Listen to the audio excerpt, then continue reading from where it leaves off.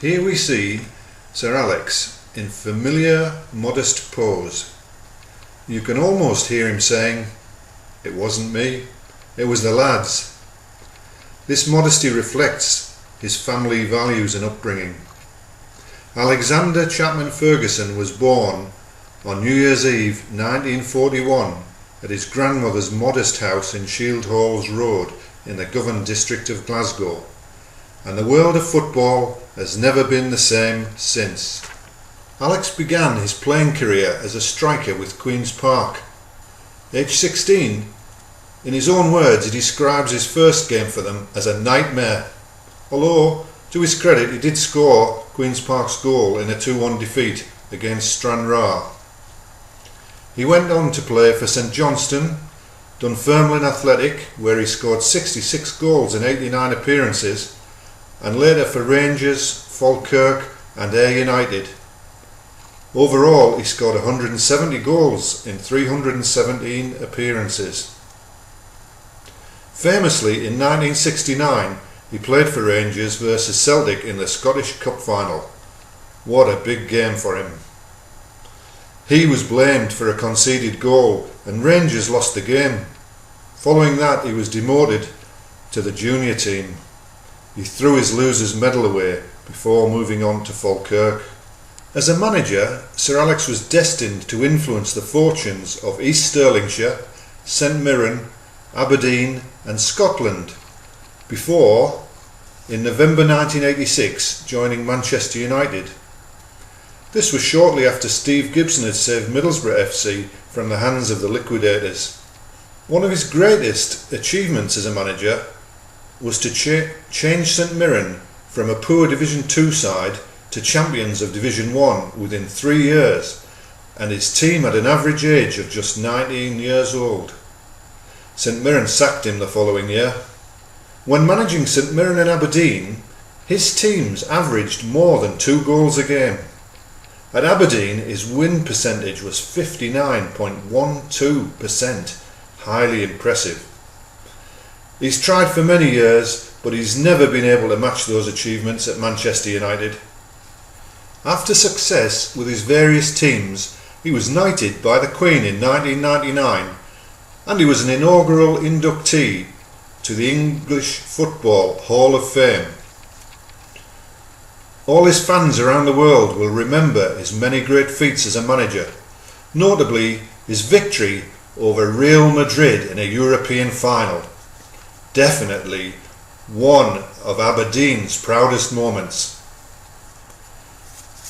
Despite calls for his sacking in 1989 at Manchester, as we can see, Fergie did go on to win several trophies with the Red Devils. Here we see Sir Alex with one of his star players, Ryan Giggs. Together, they're celebrating one such success with a few drinks that they brought in for breakfast. 10 years before Sir Alex joined Manchester United, the club had regained their Division 1 status, but in October '76 they were still 8 places below Jack Charlton's mighty Borough side.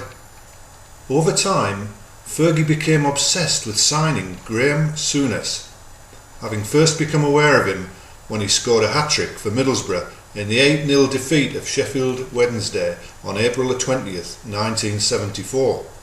That season was to see Borough promoted in March by a record number of points. Alex Chapman Ferguson was ending his playing career at Ayr United, and at the same year Manchester United were relegated. Souness later moved on to Liverpool, but Fergie's disappointment was later appeased when he was able to sign the great Gary Pallister. Sir Alex gained a reputation for mind games and psychological tricks. Some say he even tried to influence referees, and perhaps he did. He certainly achieved late victories in several important matches. For example, in the Coca-Cola Cup match at York City, where his team won 3-1.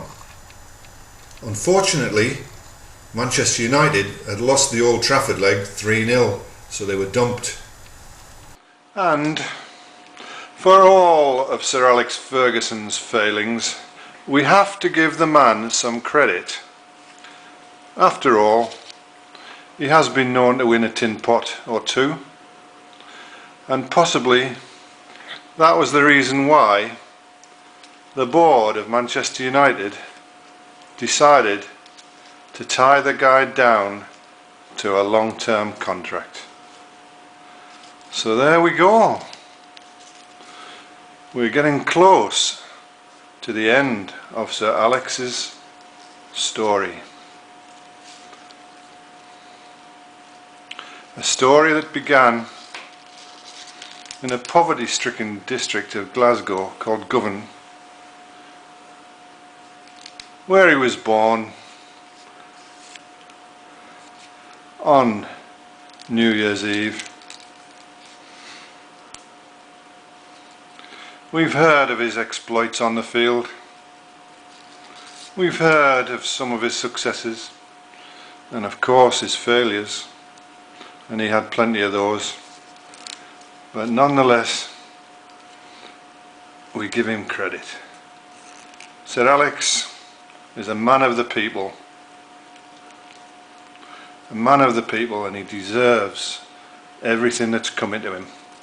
He absolutely deserves everything that's coming to him. It's quite hard to tie the guy down to a contract, but there we go. You're the man. So, Sir Alex, we've heard all about your long career. We can't let you go out without a bang. We can't just turn the lights out on you. After all, this has been a rise, and a rise of meteoric proportions. So, young man, it's with sadness that we put the lights out on your career and we say farewell. Goodbye, Sir Alex. Goodbye.